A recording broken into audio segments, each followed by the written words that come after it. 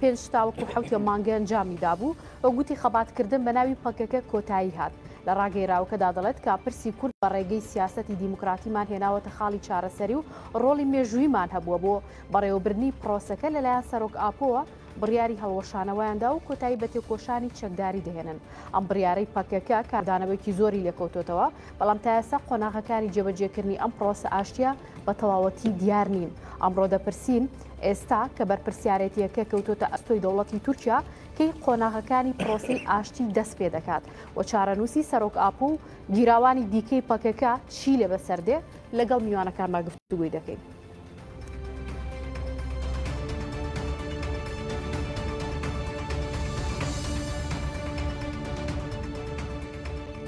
میوانەکانی ئەمڕۆم بەڕێزان لوقمان حەسەن شرۆڤەکاری سیاسی لە ستۆدیۆ بەڕێز ئەنوەر حسێن نووسەر لە ستۆدیۆ میوانم دەبن بەخێر بێنەوارەتان باش دەستپێک مامۆستا لوقمان لێو دەست پێ دەکەم بۆ چونتان وەرەگرم دەمێ پێم بڵێ کە پەکەکە بڕیارێکی مێژووی داوە ئێستا ئێوە چۆن لەم بڕیارە دەڕوانن؟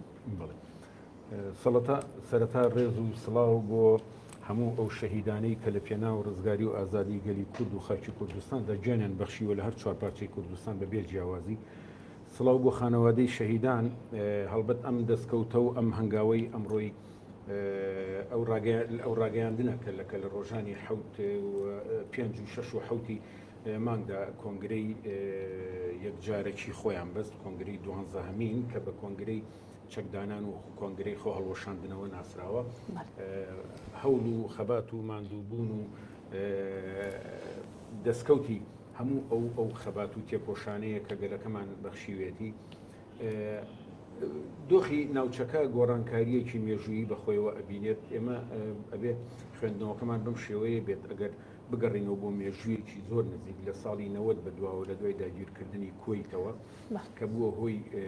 لە ئەنجامدا داڕمان و داڕوخان و کۆتایی پێهێنانی ڕژێمی دەوڵەت نەتەوەی عێراق لە ساڵی 2023 و لە پێش ئەوەشدا شۆڕشەکانی بەهاری عەرەبی کە دەستی پێکرد لە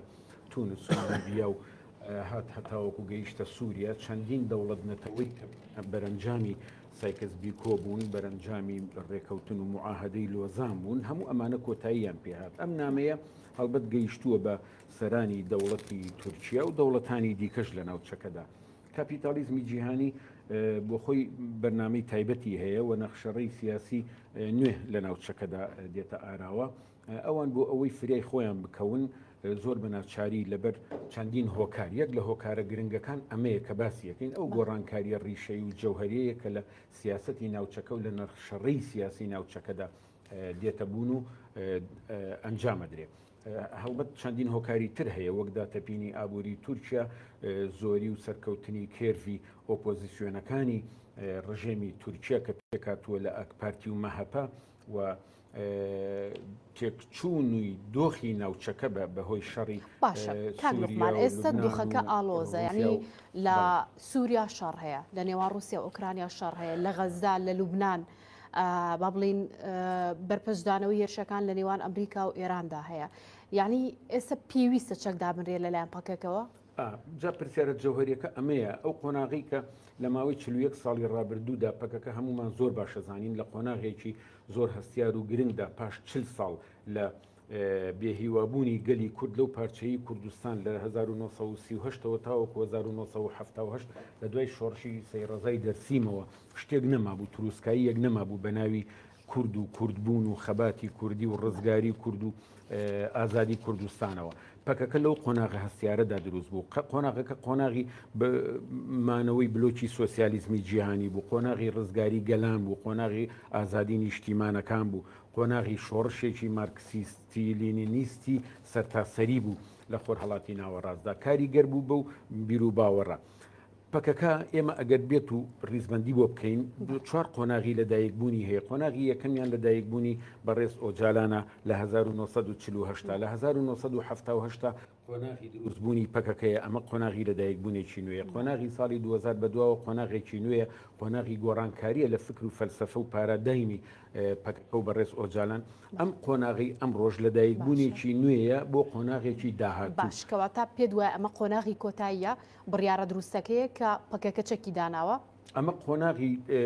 گۆڕینی خەباتە قۆناغی فۆرم و مۆدێلی خەباتە بۆ داهاتوویەکی کاتی کۆتایی خەباتی چەکداریە. زۆر باشە زۆر باشە کاگەنوەر ئێوە بۆ چوونتان چیە لەسەر ئەم قۆناغە نوێیی کە وەک کاک لوقمان ئاماژەی پێدا قۆناغی چەکداری پەکەکە کۆتایی پێهات پێویستە خۆی بە قۆناغێکی دیکە ئامادە بکات بە شێوەیەکی گشتی ئێوە سەرنجتان لەسەر چەکدانانی پەکەکە چییە؟ زۆر سپاس ڕاستیا و پرۆسەیە کە دوێنێ پارتی کرێکارانی کوردستان بە ڕایگەیان بە کۆتاییاتنی خەباتی چەکداری خۆی و هەڵوەشانەوەی و گۆڕنینی ناوەکەی بەو ناوە کارناکە دەرەنجامی پرۆسەیەکە کە توانم بڵێم چەند ساڵ ئاکپارتی و حکوومەتی قۆڵ و دەوڵەتی تورکیا لەگەڵ ئۆجالان خەریکن ئەو سەردانە نهێنیانەی کە ئەردۆگان شەر جار سەردانی نهێنی ئەردۆگان و چوار جار باخچلی و چەندین جار هاکان فیدان و ئیبراهیم کاڵن بۆ لای ئۆجالان بە نهێنی و دوجار ئەو تەوقەی کە دەوڵەت باخچەلی لەگەڵ ئەندامانی دەم پارتی لە ناو پەرلەمان کردی دوجار ئەو گۆشەگیری کە دوای 43 مانگ لەلایەن عومەر ئۆجالانەوە سەردانی ئیمراڵی کرد و دواتریش و سەردانی وەفدی دەم پارتی بۆ ئیمراڵی و داجاری ئەو ڕاگەیانەی کە ئۆجالان لە 27 شوباتی ڕابردوو دای بۆی کە ڕایگەیان پێویستە خەباتی پەکەکە کۆتایی پێوێ خەباتی چەکداری کۆتایی پێوێ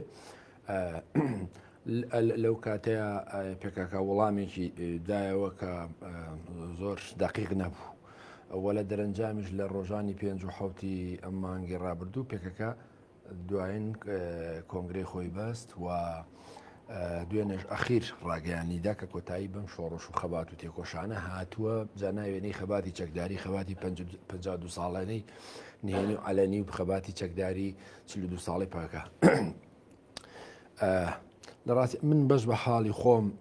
گەشتبین نیم بەوەی کە دەوڵەتی تورکیا بتوانێ هاوشێوەی دانووسانەکانی لە کۆڵۆمبیا هاوشێوی دانووسانەکانی ئەفریقای باشوور هاوشێوی دانووسانەکانی تەنان فەلەستین ئیتا لە ئێرلندا هیچ لەمانە پرۆسەکە بە ئاکام گەێنێ چکە لەبەرەوەی تەجربەیەکی خراپمان لەگەڵ دەوڵەتی تورکیا هەیە و لەبەر ئەوەی تۆ دیقەت بخانم مەسەلەن پێکەکە ئەم هەموو هەنگاوانەی ناوە لە چەند ڕابردوودا تا دوێنێ کەچی دوێنێ گەورەترین هێرشی کردوتە سەرگارە دەوڵەتی تورکیا کەچی هێشتا هەر زیندانەکانی پڕن لە کادران و تێکۆشەرانی پەکە و ئازادی خوازانی کورد هێشتا هێرشەکاتە سەر ڕۆژ ئاوای کوردستان هێشتا ئامادە نییە سەلاحەدین دەمیرتاش ئازادکە هێشتا قسەیەکی نەکردووە لەسەر ئازادبوونی خودی ئۆجالان لە هێنانە دەرەوەی لە ئیمراڵی هێشتا قسەیەک نییە لەسەر ئەوان ئێستاش ڕۆژانە ئاڵێن کۆ ئێمە ئەمانەیە کۆتایی بە تیرۆر بێنین ناڵێن دانووسان لەگەڵ پارتی کرێکارانی کوردستان لەبەرەوە ئەم دەوڵەتە و غێری ممکنە یعنی زۆر قورسە ئەم دەوڵەتە بەم عەقڵیەتەوە بێ دەستکاری بەندەکانی دەستورکە کە ئەڵێ گەلێک لە دەستوری تورکیایە گەلێک لە تورکایەژی گەلی تورکە و ئەم زیهنیەت و فکر و ئەیدۆلۆژیایی کەمالیزم کاڵێ ئەمانە تورکی شاخاوین کوردی باشەوەیە کە لە گۆڕستانە ئەم زیهنێتە و لە دوایین ڕاپرسیەکانیشانە بەشێکی زۆری خەڵکی تورکیاوە تەنانەت بەشێکی زۆری ئەندامانی مەهەپە و تەنانەت ئاک پارتیش ناڕازین لەم دانووسانە و لەگەڵەوەشا ببینە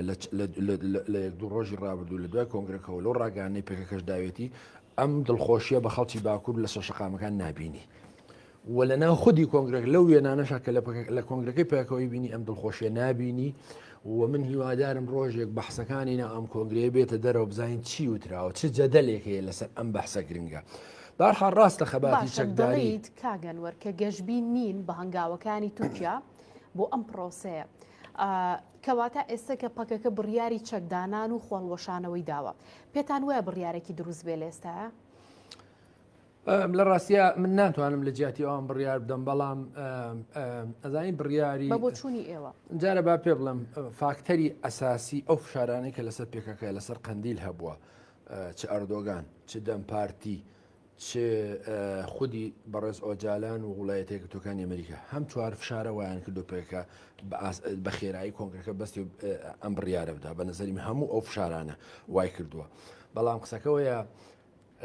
بۆی کە ئێمە بزانین ئەم بڕیارە باشە یا خراپە ئەبێ چاوەڕێی نەتیجەکەی بکەین نەتیجەکەی دەرەکەوێ نەتیجەکەی چییە؟ تورکیا چی هەنگاوێگەنێ مەسەلەن نمونەت بۆ باسکەم ئەم پرۆسانەوە کوتم ساڵی 2012 پرۆسەی ئاشتی لە نێوان حرەکەی فارک لە کۆڵۆمبیا و دەوڵەتی کۆڵۆمبیا دەستی پێکرد باشە 2016 گەشتە نەتیجە 2009 خەڵاتی نۆبلیان وەرگر هەردووکیان باشە بەڵام چۆن دەستی پێکرد بە نێوانگیری کوبا و ڕاول کاسترۆر خۆی بەشداری کرد لە پێکێنانی ئەم دوو هێزە چەکدارەوە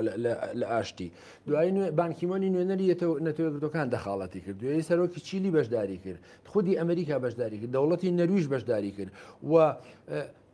ئەسڵەن خۆ هەڵوەشانەوەی حرەکەی فارغ لە بۆگۆتای پایتەختی کۆڵۆمبیا ڕوویدا ئەوە نە ئاشتی خوازانە بوو بەسەلەن ئێستا تورکیا یەکێ لە مەرجەکانی ئەوەی ئەو 116 کەسەی کە لە ناو لیستی گرۆپی تیرۆری پەکەکەیە دایناوە لە جەمیلبایکەوە دەست پێیەکە لە فاتیمە گوڵچینەوە کۆتایی پێدێ ئەڵێوانە نابێ بگەڕێنەوە وڵاتە ئەوە نابێ بڕۆن بە وڵاتی سێم بەم خانم سێکە بەم نیەتەوە بەراوردی کە لەگەڵ دانووسانێکی حرەکەی فارێک کە نزیکەی 52 ساڵ 260,000 کەسی تیا بۆ قوربانی حرەکەت یعنی زۆر بە ئاسایی ینی چۆتە سەر پرۆسە ئەم حرەکەتە هاتۆتەوە ناو دەوڵەت و هەموو مافەکانی وەرگتووە ئێمە هیچ مەسجێک هیچ سیگناڵێک هیچ ئاماژەیەکی باش تا ئێستا لە دەوڵەتی تورکیا نبینین بۆیە بە نەزەری من یعنی ئێشتا پەکە دیاری نەکردو چۆن چەکدانێ وەکە ناوی پێکەکە لە ئابا بە ناوی چیەوە ئەمێنێتەوە لە کاتێکا دوێنێ ئەردۆگان ڕایگەیاند و ئەمڕۆ هاکان فیدان پرس کۆنفرانسی هەبوو ئەڵێن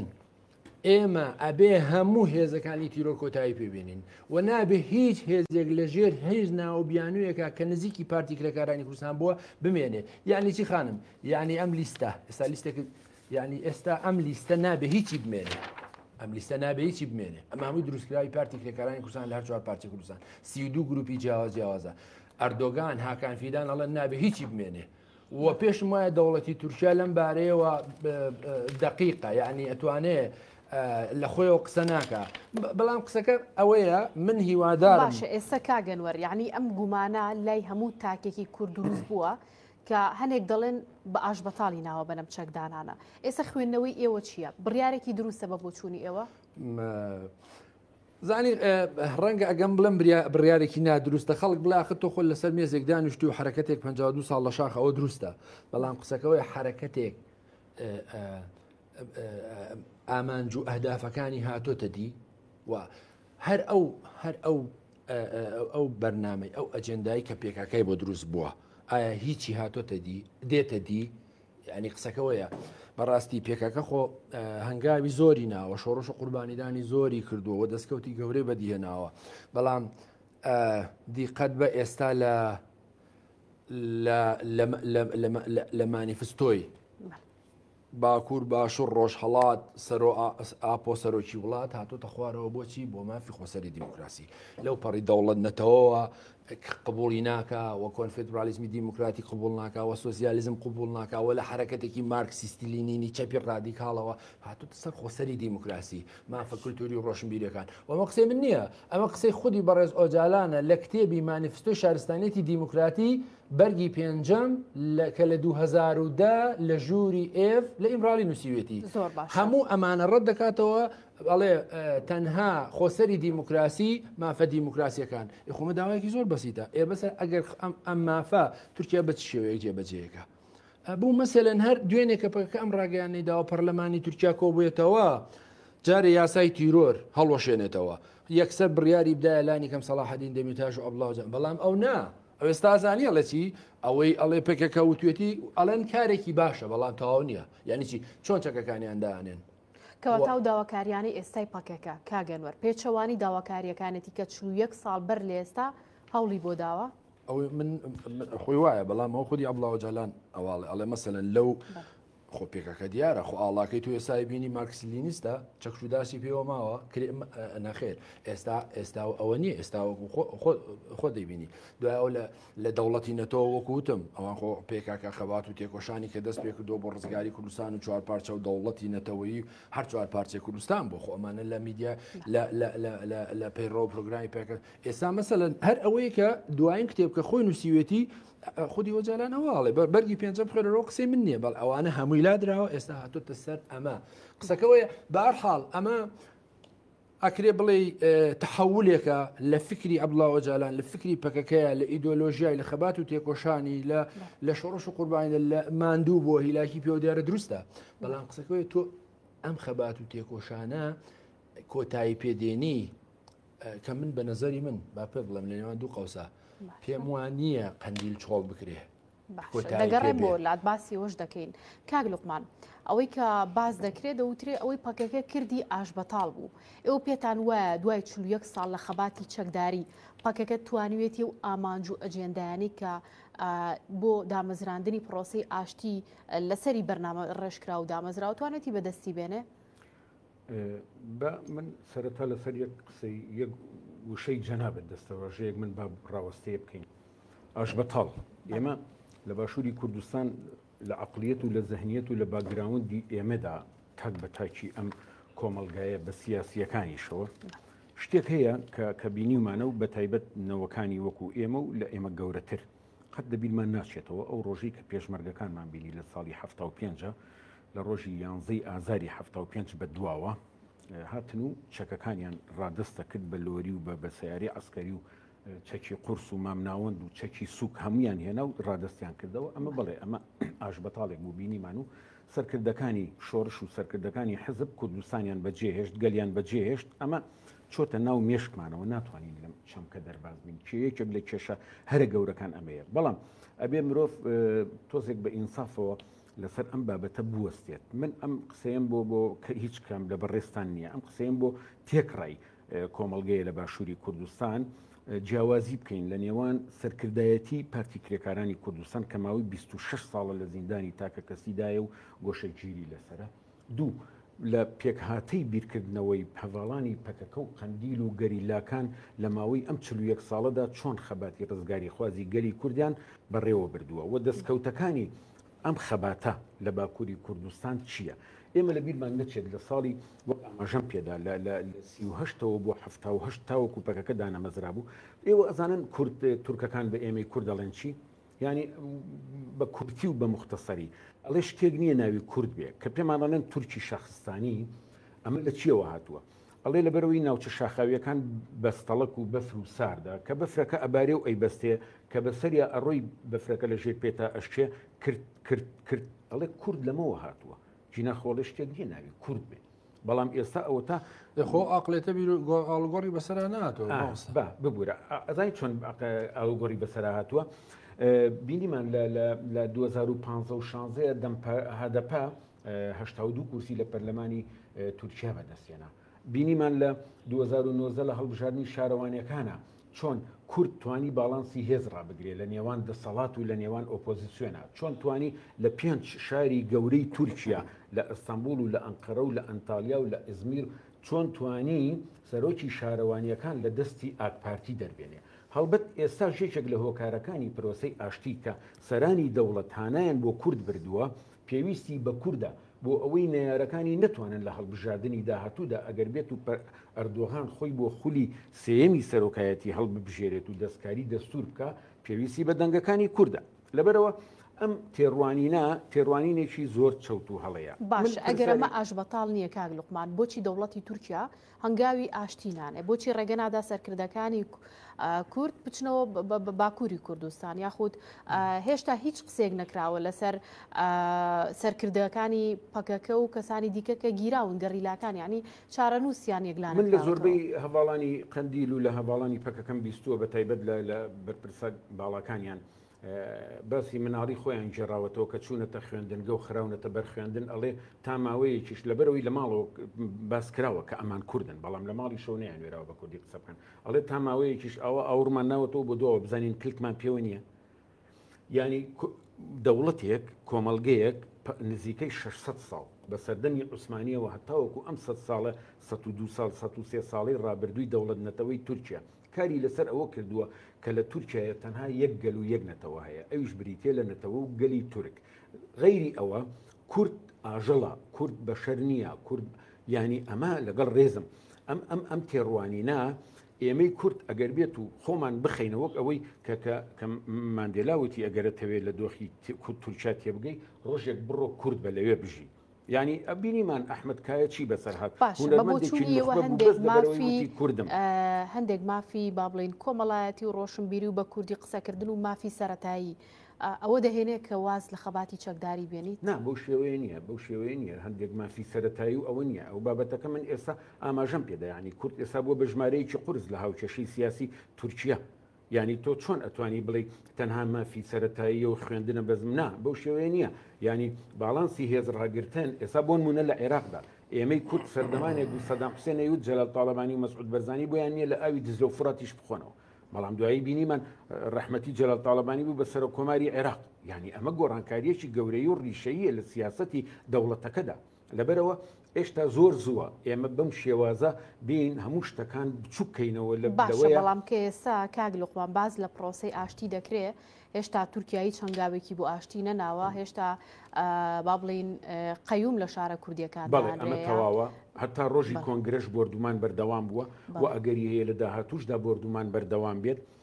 تۆ بزانە بۆ نمونە ئەنوەر سادات کاتی خۆی لە ساڵی 1970 کە پرۆسەی ئاشتی لەگەڵ ئیسرائیلەکان پێشخست دوایی خوێن باجی ڕۆحی خۆیدا لە پێناوی ئەو ئاشتیەدا یعنی لەسەر ئەو پرۆسەی ئاشتیە بوو جەماعەتی ئیخوانیەکان کوشتیان لەبەرەوە ئەردۆغان سیاسەتەکە دەوڵەت باخچەری سیاست ئەکات ئێمە ئەبێ لەم حقیقەتە تێبگەین من ئاماژەم بەوەدا 600 ساڵ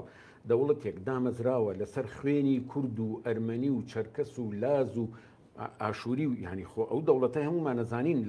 لە مەنغۆلیاوە هاتووە ئەو گەلە خاوەنی ئەو نیشتیمانە نین بەڵام ئێستا ڕابەرایەتی و پێشەنگایەتی 200 میلیۆن تورکەکەن بە تورکەکانی ئێرانەوە بە تورکەکانی تورکمانستانەوە ئازەربایجانە قازاخستانە بولگاریا ینی ئەردۆگان و دەوڵەتی تورکیا تەنها ئەو 65 میلیۆن تورکە نییە ئەمریکا و ئەوروپا کە حسابی بۆ ئەکات و ئەوێ باڵانسی هێزڕا بگرێ و نایەوێت زۆر بە ئاشکرا دژایەتی تورکیا بکە و لە پاش معاهدەی لۆزان ئەو قورساییان بەخشی بە دەوڵەتی تورکیا لە بەرامبەر هەژمۆنی فکری کۆمۆنیستی بوو کە ئاهات بەرەو خۆرهەڵاتی ناوەڕاست لەبەرەوە تورکیا ئێساش جیۆپۆلۆتیکی تورکیا کاریگەریەکی زۆر گرنگی هەیە لەسەر بەڕێوەچوونی سیاست لە ناوچەی خۆرهەڵاتی ناوەڕاستدا ئێمە نابێ ئەوانە لەبەر چاو نەگرینەوە بواتە بە جۆرێکی تر ئەبێ ئەمە بڵین ئێمە خوێندنەوەمان بۆ سیاست خۆ ئێستا ئەردۆغان نایەت بەڵێ ئەوە ئێمە دەسەخینە دەستی برا کوردەکانمانەوە بە ئەو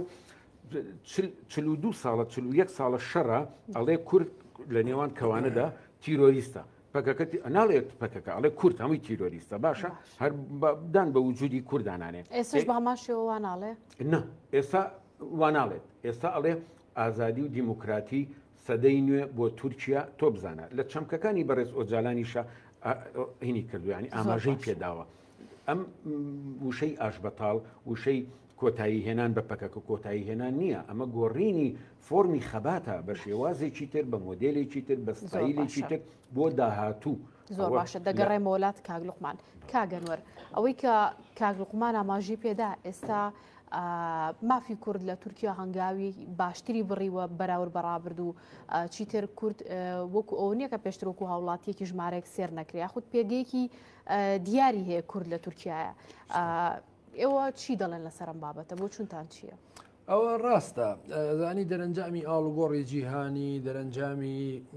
خەبات و تێکۆشانی ئەحزابی سیاسی کوردی لە تورکیا و خودی پێکەکە بە تایبەتی ئەوانە ڕاستە بەڕاستی مەسەنگەلی کورد قۆناغی زۆری بڕیوە بەڵام ئەوەی کە ئێستا ئەکرێ کاتی خۆی لە ساڵی 1993 تورک دۆزال هات ئەم پرسە جێبەجێ بکە کوشتیان خۆیان کوشتیان دەرمان خواردیان کرد باشە و دواتریش هەر خۆیان لەگەڵ چەند لایەنی تر شەمدی ساکییان ڕاست بار کۆمەڵە سەربازی کوشت و کاتێککە دیمیرل هاتە سەر حکوم کۆتایی بە پرۆسەکە هێنا 2010 پەکە دیسان ئاگربەسی ڕاگەیان و کۆتاییان پێێنا لە 2019 دیسانەوە خەریک بوون کەچی لە ڕێستۆرانتی هۆقەباز لە هەولێر پرۆسەکە دیسان تێکیاندایەوە لە ماوەی ڕابردوشدا دیسان لە مانگی 2024 بوو دوو گەریلا لە هێرشان کە دەسەر چەند دامەزراوە ویستیان ئەوە شتێکدەن ئێستاش بە نظری من تورکیا هاتووە ئەم پرۆسەی دەست پێ کردووە یعنی پێم وایە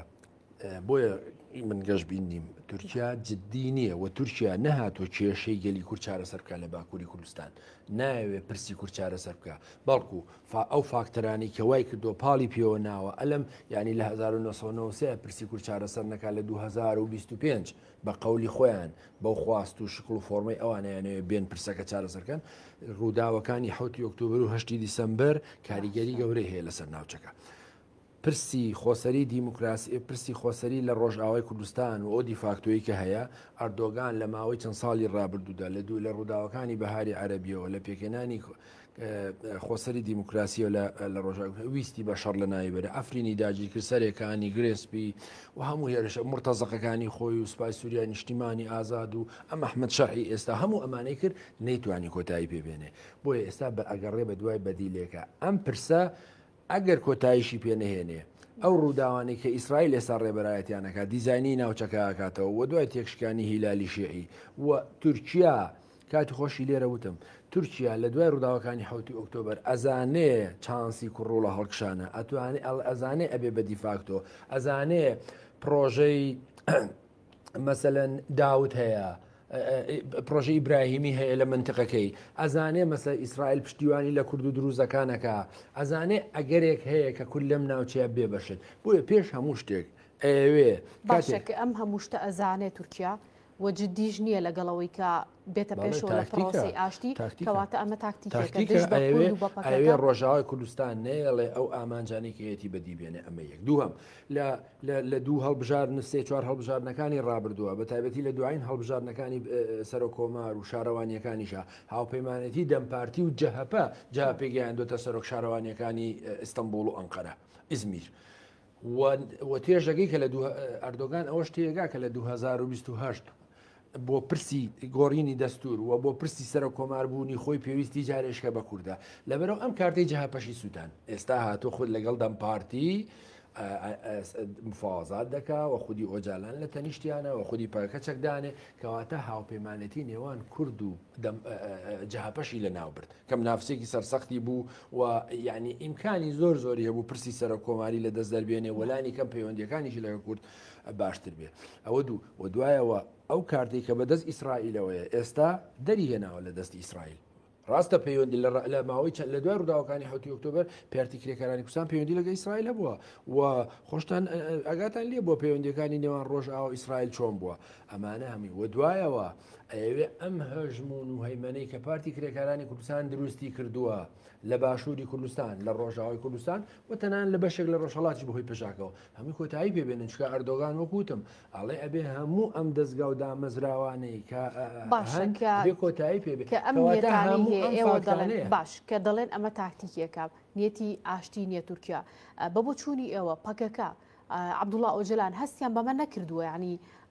تاکتیکی هەبێ لەلایەن دەوڵەتی تورکیا و بیانەوێت بەم جۆرە کاریان لەگەڵا بکەن و مەبەستیان لە ئاشتینی و جددینین بەڕێز ئۆجەلان لە پەیامەکانی ئەمە ناڵێ ئەڵێ هەلومەرجێکی تازە هاتوتە پێشەوە و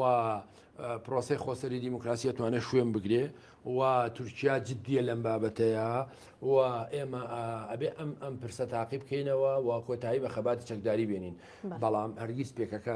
لە پەیامەکانیە ئەمەی نەوتووە کە تورکیا ئەسڵەن هەمووی ئەوتویانە دیدارەکانی چەند مانگلەوە پێشی هەریەکە لە جەمیل بایک و مراد قەرێڵان و دۆڕان کاڵکام خوێنەرەوە ئەوان پێیان وا بوو کە تورکیا هیچ جددی نیە لەم بابەتەیە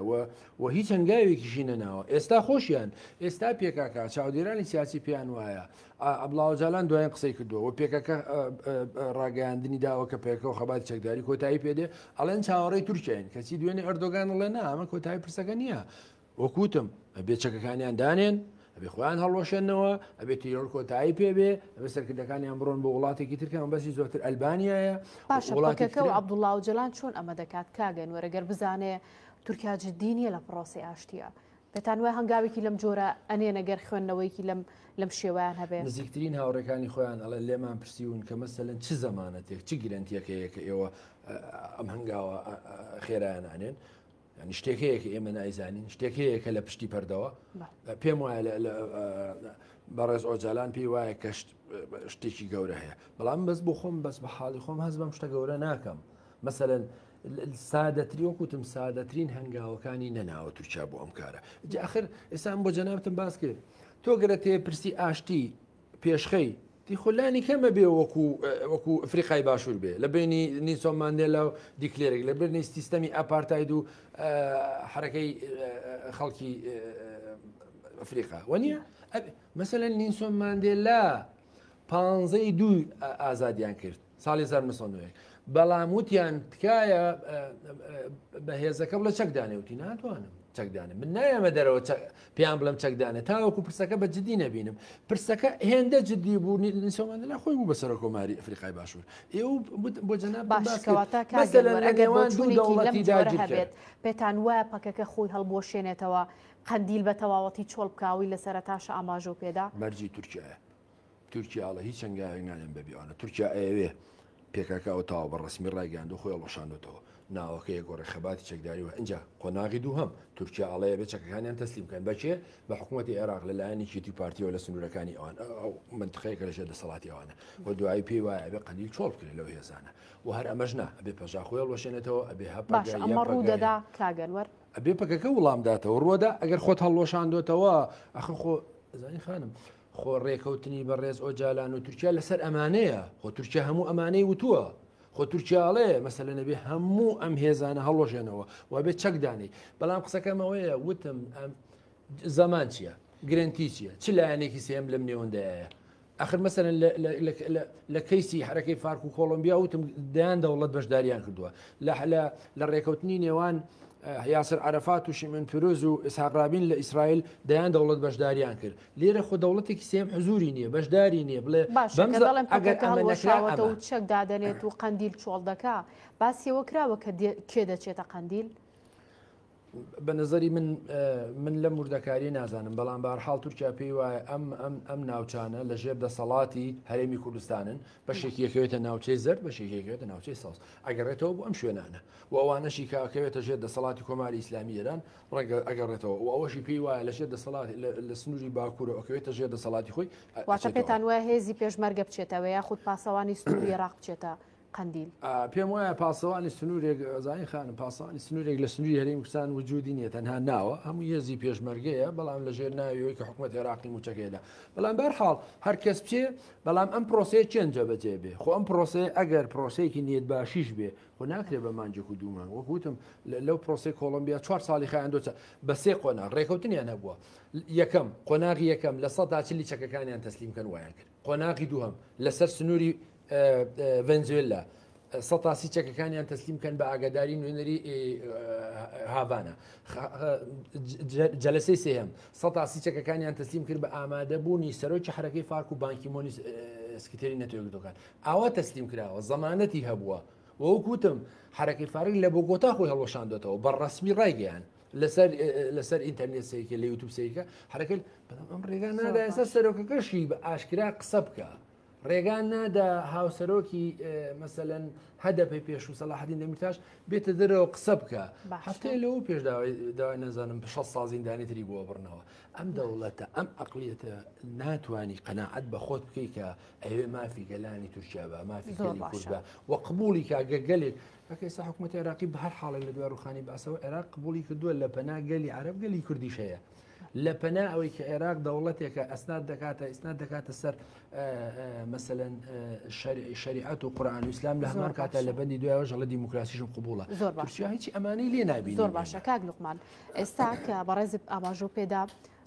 پەکەکە خەباتی چەکداری گۆڕی و بۆ جۆرێکی دیکە لە خەباتی سیاسی پێتان وایە کە قەندیل چی لە بەسەر دێت چۆڵ دەکرێت دەچێتە جێگەی ئەمە بە تەواوەتی چەکدا دەنرێت لەلایەن پەکەکەوە هێشتا زۆر زووە بۆی باسی ئەو بابەتانە بکەین چونکە ئەم پرسێکی یەک ڕۆژ و دوو ڕۆژ نییە و لەگەڵ ڕێزم بۆ ئەو قسانەی کاگەنوەر کردی وەک ئەوە وایە لە ماوەی 24 سەعات تا بڕیار درابێ هەموو چەکەکان ڕادەست بکرێت و گەریلا هەمووی بچێتەوە ماڵی خۆی و یعنی ئێمە ئێشتا لە سەرەتای پرۆسەکەداین ئێمە هێشتا میکانیزم و با بڵین ئەو ڕێککەوتنانەی لە پشتی بەڵام کە بڕیار درابێت نابێت بڕیارەکە جێبەجێ بکرێت نابێت چەک ڕادەست بکرێت بەڕێزەکەم تۆ بزانە لە بانگەوازیەتی بەڕێز ئۆجالاندا ئەوەی کە لە 27 شوبات تا پێشکەشی کرد و ڕێگەیان لە نزیکەی دێڕە لە نۆیەم دێڕ و دەیەمین دێڕە داواکە پەکەکە خۆی هەڵۆشێنێتەوە و چەکدا بنێت بەڵام لە دێڕەکانی تردا کۆمەڵێک شتی باس کردووە ئەمە نەخشەڕەیە یعنی ئێمە خۆمانی لێ نەبان نەکەین ئەو بۆ نمونە باسی گۆڕینی پرۆسەی شەڕ بۆ باش ئەگەر کاک لوقمان لە دوێن دێڕیشابێ بڕیار دراوە ئێستا و لە کۆنگرەکەی دەڵێن کە چەک دادەنێت هەموو بڕیارێک قابلی ئەوە نییە 100% جێبەجێ باشەکەواتە چۆن جێبەجێکرێت بەبێ ئەوەی بەرامبەرەکەتی چەنگاوێک بنێ ینی ئەو هەواڵە گەریلایی 42 ساڵ لە شەردایە لە تونێل و لە نێو کونی ئەشکەوتدایە بەنانی لە تێگنان و قومێک ئەو ئیدارەی کردووە ینی پێویستی بە هیچ دەوڵەتێک نەبووە لەگەڵ ڕێزم زۆربەی ئەم باشووری کوردستانە نیان وێراوە نزیکی هەتا کەناڵەکانی نزیک لە پەکەکە بکەونەوە لێدوانێک یا چاو پێکەوتنیە بکەن زۆربەی بەڕێزان لەم باشووری کوردستانە من ئەگام لێ داوایان لێکرا و توێتی ناوێرم دوایی درۆنێک لێمەدا زۆربەی باشووری کوردستان کە پێیان وتووە ئەگەر مانگی 1000 دینار بدەی بە فیشەکێک بۆ گەریلە ئامادە نەبووە بیبەخشێ جیاوازیەکە زۆرە ئەزیزی من ئەبێ ئێمە تێگەیشتنمان بۆ ئەمە هەبێت تکایە بەم شێوازە باشکەواتە پێتان وایە کە پەکەکە پابندی بڕیارەکەی خۆی نابێ کە بڕیاری هەڵوەشان و چەندانەکەی خۆی نابێ خۆ پەکەکە ناچار نەبووە بڕیار بدە ینی پەکەکە ناچار نەبووە تەسلیم بێت ینی ئەم شێوازە لە گفتوگۆکردن باش نییە پەکەکە باشەکەواتە چۆن ناوەڕۆکی ئەم ڕێکەوتنە جێبەجێ دەکات ئەو کۆنگرەی کە بڕیاری لێداوە لە ماوەی 41 ساڵی ڕابردوو چوونە ناو تونێلێکی داخرا و گەیشتە ناو بازنەیەکی داخرا و ئەم بازنە داخراوە نە تورکیا ئەیتوانی لەمە دەرباز بێ نە پەکەکە و قەندیل ئەیانتوانی لەمە دەرباز ببن ئەم شەڕە کە نەزیفێکی خوێن لە هەردوو لاوە بووە هەم لە سەربازی تورکی و هەم لە گەریلاکان کە ڕۆژانە قوربانی دراوە پێویستی بەوە بوو کەسێک لایەنێک باشە ڕێگا و ڕێبازێک دەرچەیەک بدۆزێتەوە بۆ ئەوەی لەم باز نەداخراوە بێتە دەرەوە ئەمە کۆتایی دنیا نییە ئەم کۆنگرەیە ئەم ڕاگەیاندنا ئەم پەیامی بەڕێز ئۆجالان کۆتایی بە هەموو شتێک نهاتووە هەواڵان و ئەندامانی پەکەکە لە هەر چوار پارچەی کوردستان و لە ئەوروپا و لە ناوخۆی تورکیاش باشە وەکو خۆی ماوەتەوە هەموو ئەو هەواڵانن کە مودەرەبن ڕاهاتوون هەم بە فکر ئۆلۆجیا دەوڵەمەند و پرچەک کراون هەم لە ڕووی سەربازی و بەکارهێنانی چەکەوە ئەوانن کە گیانبازیان کردووە لەبەرەوە هەر کاتێک پرۆسەکە ئەگەر بە میکانیزمەکانی کە دانراوە نەڕوا بەڕێوە زۆر ئاسایی شەڕ هەڵگیرێتەوە گرنگەوەیە پەکەکە قۆناغێکی زۆر گرنگی تێپەڕ کرد تۆ سەیریکە هەموو جیهان بە تایبەت دەوڵەتانی ناوچەکە لەسەر و هەمویانەوە ئەمریکا وڵاتانی ئەوروپا لە نێوان دووکەوانەدا پەکەکەیان خسۆتە لیستی تیرۆرەوە وایە ئەوە بینیمان پێرە و بەسەر پێرە سوودانی چوو بۆ تورکیا و لەوێەوە هاواری لێ هەڵسا و هەمان قسەی کرد پەکەکەیەکە لە حزب قەدەغەکراوەکان لێ باشە تۆ لانی کەم بە هەڵوەشاندنەوەی پەکەکە تۆ ئەم زۆڵمەی کە لێت کراوە ئەم ناو ناتۆرەیە کە بەسەر تا سەپێنراوە تۆ ئەمەد لەسەر خۆت لابرد ینی لە ساڵی 90 بەدواوە چەندین حزب لە باکووری کوردستان خۆیان دامەزراند و خۆیان هەڵوەشاند و کۆنگرەیان بەست و بۆ ئەوەی قەدەغە نەکرێن بە گوێرەی یاسا حزبی تازەیان دامەزراند و تا کار گەیشتۆ بەم ڕۆژە کە ئاماژەمان پێدا بووە بە ژمارەیەکی قورس لە هاوکێشەی سیاسی تورکیا بۆ پەکەکەش زۆر نۆرماڵ و ئاساییە ئەگەر خۆی هەڵوەشێنێتەوە و ئەگەر بڵێ ئیتر من خەباتی چەکداری ناکەم حزب و خەباتی چەکداری وەک ئەوە وایە من بڕۆم بۆ لادەیەک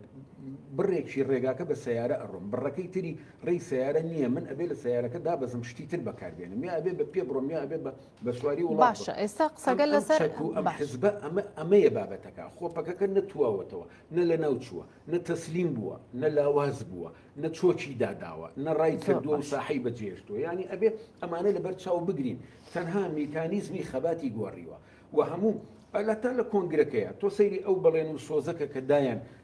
لە ئاخر سۆزی خۆیان بەڵێنی خۆیان بۆ کۆنگرەی کۆنگرە بە 1/6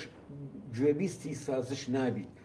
بوار ببوایە ئەوم بۆ بینەران بخوێندایەتەوە کە سۆز و بەڵێنەکەیان چی بوو بۆ خۆیان و بۆ جەماوەری خەڵکی کوردستان و هیوادارم خەڵکی کوردستان لانی کەم لە فراد نیوز لە ڕۆژ نیوز لەو شوێنانەی کە بڵاو کراوەتەوە لە سایت و پەیجەکانە ئەو سۆزەی ئەخیری هەواڵانی قەندیل بخوێننەوە کە لە کۆنگرەکەیە داوێنە بەگەری خۆیان زۆر باشە کاگەنوەر ئێوە بۆ چینی گەران لە کاتێک داوای کاک لوقمان باسیەکە تەنها بڕیارێکی چەکدانانە، ینی هێشتا پەکەکە نەتواوەتەوە نە کۆتایی پێ هاتووە نە هەڵوەشاوەتەوە. ئێوە پێتان وایە کە بۆچی گومانتان هەیە؟ ئەزانی یەکەم پەکەکە خۆی بەخواستی خۆی لە ڕاستی ئەگە بڵێ خواستی کۆنسەی سەرۆکایەتیە ئەمە نەبوو، چکا پێکە بە درێژایی ئەو چەند ساڵە ئەوە نەبوو و تاوەکو بەڕێزەوە جالانیش لە 27 شوبات پەیامی نەداوە کە کۆتایی پێبێنن چەکدانێن، قەناعەتیان بەوە نەبووە. بۆیە بە نەزەری من تازە پارتیکرێکاران کوشان ناتوانێت پاشەخشە بکات لەم بڕیارە. ئەگەر تورکیا هەنگاوەکانیش نەبڕێ کە نایبڕێ وەک بە پێی خواستی گەلی کورد بەخۆی بە پێی خواستی پێکەکە نایبڕێ، ئەو هەنگاوانە دڵنیا بە نابڕێ، پێکەکە ناتوانێت جارشکە پاشەخشە بکات. تا پەکەکە ناتوانێت پابند نەبێ بە هەڵوەشانەوەی پارتەکە. لەبەرەوەی خودی عەبدوڵڵا جالان بڕیاری داوە و ئەوان خۆشیان و تویانەوە تا هێشتا سەرۆکی ئەمێ و ئەو قسەی کۆتاییە. بەڵام بە نەزەری من لە ناو پارتی کرێکارانی کوردستان خلافەیە و باڵی ڕادیکاڵی پەکە لە ڕابردووشە ڕازی نەبوو بەمە و لە داهاتووشە ئەگەر پێکەکە ڕازی بێ ئەوەی کە ویستم لە دواییژە ئەوە بڵم قەندیل بە شکڵێک لە شکڵەکان هێزێکی تیامێنێتەوە دوور لە ئایدۆلۆژیای ئاپۆیزم، حرەکەتێکی تر مۆدێلێکی سیاسی حیزبی تەواو جیاوازتر. پێتان وایە ئەم باڵە ناڕازیە پابند نەبێ بە ناڕازیەش نەبێ لە هەر حاڵدا خەباتی چەکداری خەبات و تێکۆشانی هێزی شۆڕژگەر لە باکووری کوردستان کۆتایی پێ نایە. بەو دەلیلە پێم وایە قەندیل بە شکڵێک لە شکڵەکان هێزی چەکداری تیامێنێتەوە و ڕەنگە بەشێک بێ. ئەگەر باڵە ناڕازیەکەی پێکاکەش بێ دیسانەوە لە ژێر فکری ئاپۆیزم نامێنێ و لەگەڵ ئەم تیۆرە تیۆریزەکردنە نییە لەگەڵ خۆسەری دیموکراسی داوای مەسەلەن لانی کەم مەفاهیمێکی ترەکە بۆ خەڵکی باکوور. ئەمە خاڵێکە ئەنجا خاڵێکی تر خانم با پێ بڵم هێشتا باسی ئەوە تەنها باسی دەناوخۆیەکەمان کرد. هێشتا ئێران و رووسیا کە دوو دەوڵەتی کاریگەری ناوچەکەن و کاریگەری گەورەیان لەسەر پارتی کرێکارانی کوردستان هەبووە، چوەکو فکر چوەکو جوگرافیا و چوەکو دەعمی مادی دایان ساڵی ئەم دوو هێزە بە ئاسانی ڕەنگە دەستبەرداری ئەمە نەبن، چونکە ئەمە هاوسەنگی هێز تەوازنی قووا گۆڕێ لە بینی ئێران و تورکیا. بۆ معلومات مەسەلەن تورکیا نەیشاردوێتەوە پیان وایە ئەگەر ئەم ڕێکەوت نەبوو ئەم باڵانەی کە لە ئەنگلی پارتی کرێکارانی کوردستانن وەکو پژاک ئەتوانن وەکو سوپای نیشتیمانی سووریا بەکاریان بێنە دژی کۆماری ئیسلامی ئێران. ئەمە خەونە، ئێران ڕێگا نادا بەوە لە سنوورەکانیەوە. مەسەلەن پەژاک لە 2004ەوە دروست بووە، بەڵام 4 جار ڕوبەڕووبوونەوەی بۆ لەگەڵ ئێران. بۆ چونکە ئەمە ئێران و پێکەکە و ئێران پەیوەندیەکی تەماسێکی گەورەیان هەبووە وە سەپۆرتی گەورەی هێزی چەکداری پارتی کرێکارانی کوردستانی کردووە. بۆیە قسەکە ئەوەیە ئێران و رووسیا دڵنیا بە ئاسانی نایاڵن ئەم حرەکەتە بەرامبەر تورکیا کۆتایی پێبێ بۆ هاوسەنگی هێز بۆ پاراستنی بەرژەوەندەکانی خۆیان. بۆی ئەم هێز ئێران ڕاستە لە خواستنێ و دەوڵەتیەکە ڕێگە بە هەڵوەشانەوەی پاکەکە نادا ڕێگا بەڵام ڕێگان نادا ئەم ساحەیە چۆڵ بکرێ بۆ تورکیا بە ئاسانی. بۆیە دیقەت بە ڕاستە ئێران لە سووریا پاشەخشەی کردووە، بەڵام یعنی یەکێ لە دەواازەکانی کە پێی وایە ئەتوانێت بڕاتەوە سووریا پێدەیە و هێزە عەلەویەکانن. بۆیە بە ئاسانی دەستبەرداری ئەمە نابێ. قسەکەوێ تورکیا ئەجێندایەکی هەیە دەست بگرێ بەسەر منتیقەکەیە بۆ معلومات سەیکە.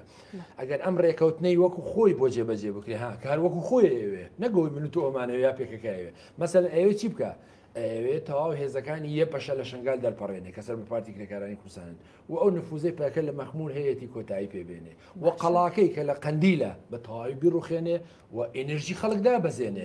دوای ئەوە داواکە کەنەکە و کۆنگرەیگەل لە ئەوروپا هەڵۆشێنێتەوە و داواکرا یەپەگە و یەپەژە و هەرەکە و هەموو ئەمانە هەڵۆشێنێتەوە بۆی دای ماڵێ لە یعنی ڕەگ و ڕیشەیەکی نەهێڵێ. تورکیا ئەمەیەوێ قسەکەوێ پارتی کرێکارانی کوردستان ئەگەرە چێتە پای ئەمە چی بەدەزیێنێ لە ئەکپارتی کاگەلوەر بە هەڵوەشانەوەی پەکەکە تورکیا کۆنڵادا. نەخێر وتم ئەو لیستە ئەو لیستە لیستێکە کە تورکیا دەزانێ ئەوانە پێی وایە ئەگەر کەنەکە بمێنێ ئەمان هێزەکەیان بخەنە پاڵکەنەکە ئەگەر هێزەکە بچێتە پاڵپەژاک. ئیبراهیم کاڵن مانگی دوی ئەم ساڵ سەردانی ئێرانی کرد. ئیبراهیم کاڵنی سەرۆکی دەستگای میت لەگەڵ ئەحمەدیانی ڕایۆشکاری خامنەئی و لەگەڵ وەزیری ئیطلاعات کۆبووە. لەوێ دوو مەلەفی باس کردووە. یەکێکیانەڵێ ئێوەزان ئیسرائیل چ پەیوەندێکی لەگەڵ تورکی پەکەکە چ پەیوەندێکی لەگەڵ ئیسرائیل بردووەتە پێش. دووەمیش دەڵێ ئێمە خەریکی ڕێکەوتین وا دیارە پەکەکە هێزەکانی تەسلیم پەژاگەکە کە ینی دیقە قسەکەمەوەیە بەڵێ تورکیا ئەزانێ ئەگەر پەژاک لە سنوورەکانی لە هەورامانەوە تا ئەگاتە حاجی ئۆمەران هەیە ئەگە پێکە ئەگەر پەژاک هەڵنەوەشێتەوە هێزەکانی دەستیکە کەواتە تورکیا چی کردووە ناخێ تورکیا ئەوەیە هەموو ئەم حرەکەتا سیاسیانە کۆتایی پێبێ و بیسایش بڵێم بە پێی ئەجێندا و خواستەکانی خۆی وە لەکوێش بزانێ ئەو مافانەی کە لە ئەجێندای ناوچەکەیە هەیە لە خۆرەڵاتی ناوەڕاست جێبەجێ نابێ یەقینم هەیە پاشەکشە لە هەر مافێگەکە کە داوێتی بە زۆر باشە زۆر سپاس بۆ بەڕێزان ئەنوەر حسێن نووسەر بەڕێز لوقمان حەسەن شرۆڤەکاری سیاسی سپاس بۆ ئامادەبوونتان دەستان خۆش بێت بەڕێزان پرسیێم ڕۆمان پێشکەشکردن شاد بن.